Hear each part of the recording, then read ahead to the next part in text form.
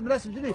لحظة عيد بمناسبة من؟ بمناسبة تكريم الشاعر. هذه 30 عيد 30 كم؟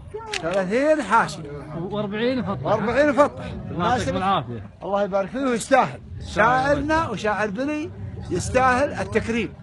نعم. بارك الله فيك. هذه ابو ناصر كم صحن هنا؟ أنا 500 صحن. 500 الصالة هذه. 500 الصالة هذه 500. الصالة الثانية كم؟ الصالة هناك 600. بيت الشعر الثاني كم صحن من جميع؟ 1000 ها؟ جميع 1000 صحن. 1000 ها؟ 1100. ما شاء الله يستاهل 1100. يستاهلون ما شاء الله. العباد والبلاد تشبع. ايوه سوي. العباد والبلاد تشبع يا ابو ناصر. الله يبارك. اشرافكم طيب والله. الله. إذا عندك أحد رأيك. اشرافكم طيب. الله يعطيك العافية على وجودكم. وابو ناصر ما قصر. بارك الله فيك. الله يعطيكم العافيه. يا ابو ناصر ما نستغني عن وفاته وارشاداته وتوجيهاته للعماله. والله ما قصر. ويشكر عليها حقيقه. وحفظ الله عوايده طال عمرك. قصروا ما عليكم زود. الله يسلمك. اي والله. السلام عليكم ورحمة الله وبركاته. السلام عليكم. السلام ورحمة الله. كيفك يا حجي؟ الحمد لله.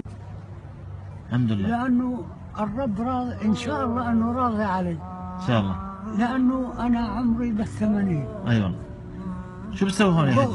والله بلقط مثل يوم ألقى هجيمات من شان أبيحن وآخر خبز، ويوم ألقى خبز طري والله باخذه. والله صار لي 10 سنوات ما اشتريت رغيف الخبز، يمكن اشتريته 3 مرات بالحياة. ليش يا حجي؟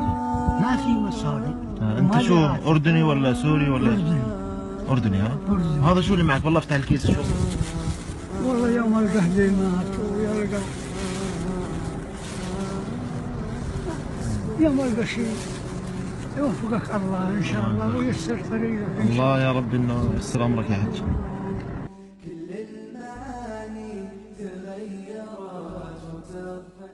يستبشرون بنعمة من الله وفضل وأن الله لا يضيع أجر المؤمنين.